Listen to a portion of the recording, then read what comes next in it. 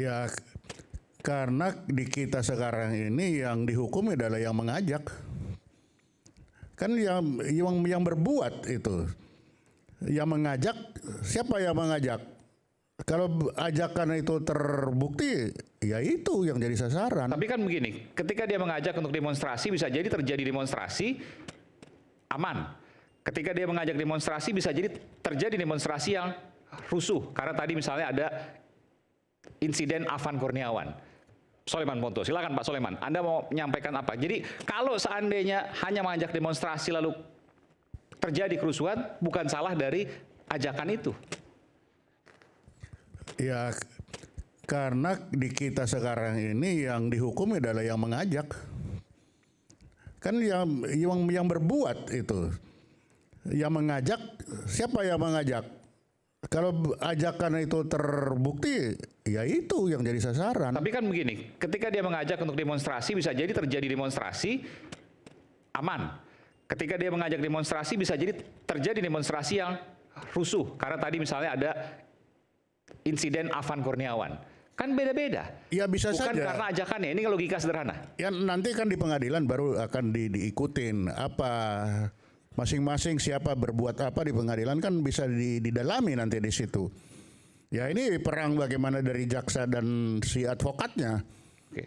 Apa kata tuntutan, apa kata pembelaan, apa buktinya berkata apa, ya di situ silakan aja. Tetapi bagi petugas mana yang dilihat duluan itu, apa yang didapat duluan, ya itu yang dia pasang duluan. Anda punya pengalaman Pak Soleman, ketika ada mengajak sesuatu, tiba-tiba mengajak hal yang memang terkesan biasa, tapi kemudian terjadi hal yang luar biasa. Ya kemarin itu mungkin bagi orang yang biasa tiba-tiba jadi luar biasa ya Agustus itu. Tiba-tiba memang setuju tadi bisa akibat perindasan itu menjadi besar, bisa bersama-sama dengan yang lain juga itu juga menjadi satu alat pemicu. Kan kita tidak bisa juga mengandaikan kalau tidak ada itu tidak terjadi juga tidak bisa seperti itu. Jadi memang ya inilah situasinya seperti ini. Ketika ada ajakan, ada sampingan terjadi. Nah, di sini tinggal masing-masing nanti membela diri di mana saya, di mana siapa berbuat apa ya silakan aja nanti dilihat. Tapi bagi petugas yang pertama ini ambil dulu. Nah, nanti masing-masing silakan. Nah, itulah gunanya ada pengadilan di kita kan. Ya ke situ. Oke, silakan Prof. Ya, terima kasih. Saya mencoba memberi pandangan saya. Apakah seseorang yang mengajak itu juga bisa berisiko untuk dijerat dengan hukum juga karena hanya meminta bergabung, tidak provokasi atau tidak menghasut. Misalnya. Jawabannya? Saya menggunakan satu teori yang umum di perguruan tinggi, yaitu apa yang dikenal dengan kausalitas atau dengan teori mutlak. Tidak ada akibat tanpa sebab.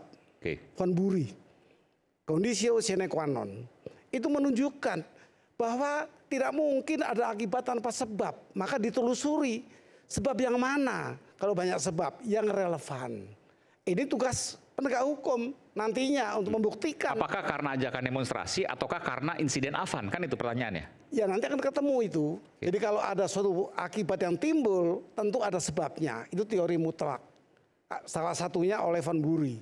Masih ada teori lain. Karena begini, kalau seandainya hal ini kemudian tidak bisa dijawab secara logika, tentu logika publik akan mengatakan bahwa jangan-jangan nanti ini adalah mencari kambing hitam, kan begitu? Penegak hukum akan sangat tahu. Kita percayakan kepada penegak hukum dari kepolisian, kejaksaan maupun hakim. Tentunya begitu. Boleh curiga sama hakim, boleh curiga sama kepolisian, tapi itu instrumen yang harus kita ikuti. Jadi jangan terlalu mudah untuk mengatakan ini dihasut oleh yang menyuruh, juga belum tentu. Tetapi nanti yang relevan ditemukan oleh penegak hukum, itu barulah akan menjadikan satu putusan tergantung relevansi yang menjadi penyebab. Oke. Bang, boleh? Oke, silakan tambah dulu. Iya. Atau nanti sebentar, Bung Stu, sebentar. Nyambung ini nih. Oh, menjawab, oke, silakan. Ini ya. Jadi ada 3 kata kunci dari tadi kita ngobrol-ngobrol ya. 1, berwenang dan prosedural ya. kedua apes atau sial, ya. Ketiga proses yang tidak lengkap. Ini saya mau katakan ya. Jadi begini loh. Yang pertama apa dulu? Yang pertama tadi? Tadi berwenang dan prosedural. Oke. Dalam demo 25 sampai tanggal 1 katakan September, ya, 1 September. Itu kan memang ada peristiwa pembakaran-pembakaran, ya. Ada pengerusakan-pengerusakan. Ini disebut peristiwa pidana, ya. Kemudian yang merusak diduga adalah warga sipil, ya. Tentu polisi harus menjalankan tugasnya. Maka siapa yang berwenang untuk mengungkap terjadinya tindak pidana? Ya polisi dong, ya, polisi. Kemudian polisi harus menggunakan prosedur-prosedur. Tadi sudah dibahas nih. Jadi polisi melakukan tindakan ini karena memang tugas tanggung jawab konstitusi. Kalau ada keberatan segala macam, ada proses pra peradilan dan perkaranya. Yang kedua, ya, apes, bencana atau sial. Yang saya mau tujukan kepada sebetulnya Del Predo dan kawan-kawan. Oke. Kenapa? Kita lihat ya. Kita sudah sering mengalami demo, unjuk rasa, juga keras-kerasan. Dorong-dorongan, lempar batu. Ada yang ditangkap nggak? Enggak. Proses nggak ada. Atau jarang lah gitu. Jarang. Begitu ditangkap juga dipulangin. Ya, ingat nih ya. Ya. Tetapi peristiwa 25 ada pembakaran dan masif. Betul. Bukan di Jakarta saja loh.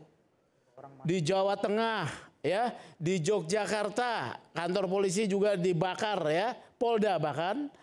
Kemudian Polres Jakarta Timur dibakar. Kemudian di Brebes kantor DPRD dibakar. Di mana? Di Ujung Pandang, di Bandung. Lihat, ini ada peristiwa. Nah, karena ada peristiwa ini harus dicari yang bertanggung jawab. Apesnya Del Predo yang kena. Baru saya mau bilang ini proses yang tidak lengkap. Ya, tadi saya mau mengutip Bang Ubedillah nih. Jadi massa kerumunan itu memang tidak beridentitas berdasarkan teori sosiologis. Ya, karena dia tidak beridentitas, ketika ada yang memicu akan terjadi kerusuhan. Ya, akan ada rusuh. Ini ternyata benar, teori ini terjadi. Siapa? Ada aparat keamanan yang berada di lokasi. Salah satunya adalah saya nggak menuduh sebagai pelaku nih Pak Ponto ya. Ada anggota BIN, ada anggota TNI, ya. Harusnya bukan hanya Del Predo yang diperiksa. Karena saya tahu teman-teman ini mereka anti kekerasan, ya. Harus diperiksa secara lengkap. Ini yang tidak diperiksa secara lengkap. Tapi waktu itu kan ada videonya Pak Soleman yang Iya waktu kan? anggota Bais waktu itu ya. Iya, harus diperiksa. Ini juga harus diperiksa mengapa terjadi kerusuhan tersebut. Ada video, maksud saya ada video bantahannya terkait hal itu. Pak Soleman bisa sampaikan. Nggak ada soal. Jadi begini loh ya. Bantahan itu kan di ruang publik. Oke. Proses pemeriksaan pidana itu material. Material itu membedah semua keterangan fakta dan tidak bisa dilewatkan, tidak diminta keterangan. Ini yang tidak lengkap. Tetapi karena aparat tersebut adalah aparat yang di luar kewenangan polisi, mendapatkan kehambatan atau gap prosedural, ya. Maka semua harus diperiksa. Harusnya semua diperiksa. Oke. Begitu loh ya, termasuk yang ada di lokasi misalnya TNI gitu. Pak Soleman bisa tambahkan soal itu. Ya, sekarang yang memeriksa kan siapa? Itu pasti harus TNI dan sipil, itu harus ada koneksitas. Nah, kan itu di situ. dia, koneksitas. Masalahnya koneksitasnya sama MA sudah dibilang kalau yang ambil dari kemarin itu KPK ya KPK, kalau dari militer.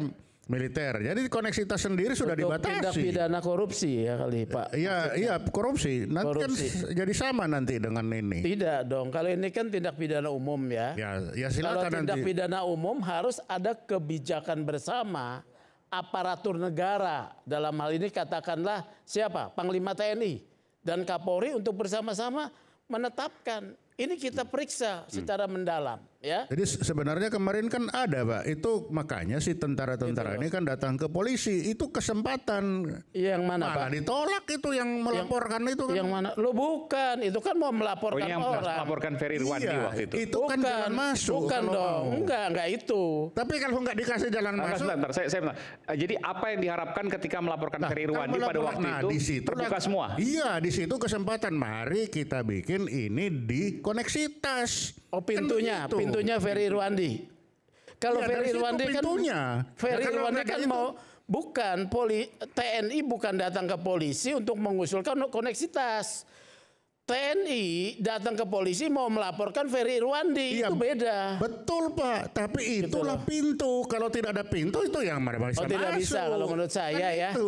Harusnya berangkatnya dengan koneksitas. Sebentar, ya. pintu gimana maksudnya Pak? Nah, koneksitas itu bisa terjadi kan kalau ada apa? Ya ada yang jelas kemarin si tentara merasa saya kok dibeginikan, datang dia laporan. Nah laporan inilah yang nanti dikembangkan dari sana. Kalau begitu, mari kita karena Ferry yang dilaporkan ini sipil, yang melaporkan militer, kita bikin koneksitasnya. Nah di dalam koneksitas ini baru akan muncul semuanya. Itu kan pintu masuk aja. Oke, silakan. Kalau tidak ada pintu masuk, bagaimana mau masuk kita? Nggak mungkin lewat jendela kan, gitu.